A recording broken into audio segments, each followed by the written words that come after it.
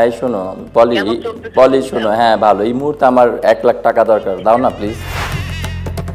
New Sunsilk black shine, নজর কাড়া shiny চুলের নাম্বার 1 চয়েস।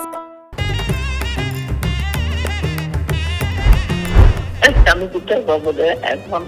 আরে তুমি একটা সিনেমা করলেই তো হিট, একটা সিনেমা করলেই তো লাখ লাখ কোটি কোটি টাকা, 1 লাখ টাকা দাও না ধার হিসাবে, এই যে কয়দিন পর দিয়ে দিব আবার। হাতে হাতে নাকি? নাই তো, সিনেমাই তো নাই বাংলাদেশে। বাংলাদেশে সিনেমা আছে? আচ্ছা আচ্ছা আচ্ছা ঠিক আছে, হৃদয় থেকে একটা প্রশ্ন করবো, একটা উত্তর দিবা? বলো। লায়লাকে তোমার কেমন লাগে? খুবই ভালো লাগে। কেন? ও তোর সাথে তো দেখা হচ্ছে আমার 4 তারিখে। তাহলে বিয়েটা করেই ফেললাম, কিন্তু তুমি তাহলে কিন্তু অনুমতি দিছো, ঠিক আছে? হ্যাঁ হ্যাঁ হ্যাঁ হ্যাঁ, করো করো, 4 তারিখে আসো। না, ওদিন একেবারে বিয়ে করি আর ওকে নিয়ে আসবো। আসসালামু আলাইকুম আপু, আমি চ্যানেল আই এর তানভীর।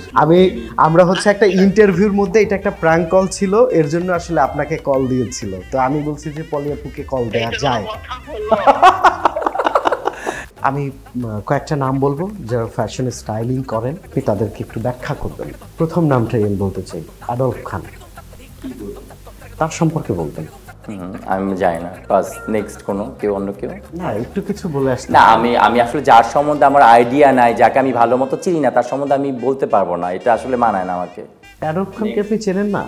আমি এমনি দেখি, কিন্তু ওইভাবে তাকে আমার ওইভাবে চেনা পরিচিত বা তার সাথে উঠা বসা নাই যে তাকে আমি বা তার সাথে খুব মিশেছি বা দেখেছি, এই ব্যাপারগুলো আমি জানি না তার বিষয়ে। তানজিল জানি, হ্যাঁ ভালোই কাজ করছে ও।